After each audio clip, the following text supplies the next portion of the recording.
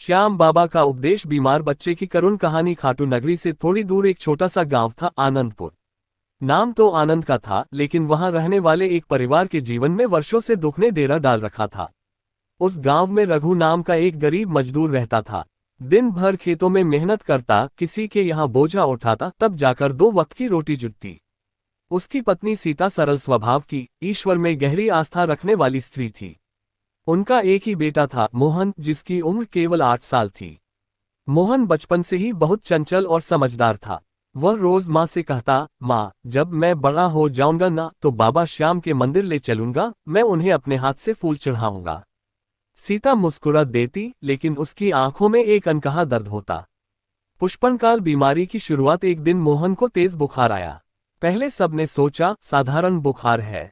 देसी दवा दी गई, लेकिन बुखार उतरने के बजाय बढ़ता गया। कुछ ही दिनों में मोहन बहुत कमजोर हो गया। न खाना, न खेलना, न हंसना।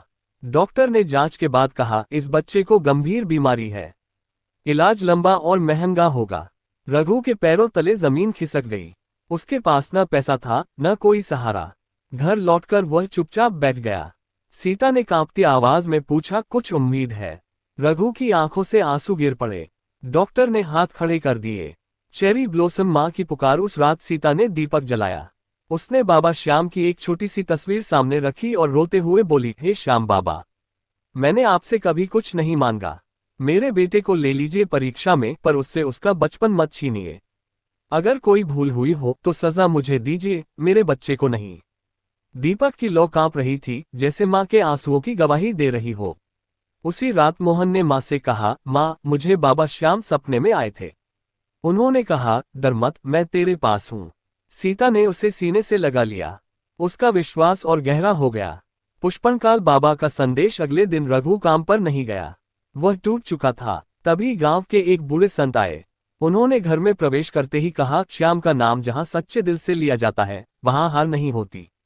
सीता ने सारी बात बताई। संत मुस्कुराए और बोले, बेटी, बाबा बीमारी से नहीं, अहंकार और निराशा से डरते हैं। अगर मन सच्चा हो तो श्याम परीक्षा जरूर लेते हैं, लेकिन छोड़ते नहीं। उन्होंने एक छोटा सा उपदेश दिया, जब जीवन अंधकार से भर जाए, तब शिकायत नहीं, समर्पण करो। श्याम वहां काम करते हैं जहां इंसान की शक्ति समाप्त हो जाती है। संत चले गए, लेकिन उनके शब्द घर में गूंजते रह गए। चेरी ब्लॉसम विश्वास की परीक्षा। सीता ने निर्णय लिया, हम खाटू जाएंगे, चाहे पैदल ही क्यों न जाना पड़े। मोहन बहुत कमजोर था, लेकिन उसकी आंखों में चमक थी। रघु ने बेटे को गोद में उठाया और तीनों खाटू की ओर निकल पड़े। रास्ते में कई लोगों ने कहा, इतनी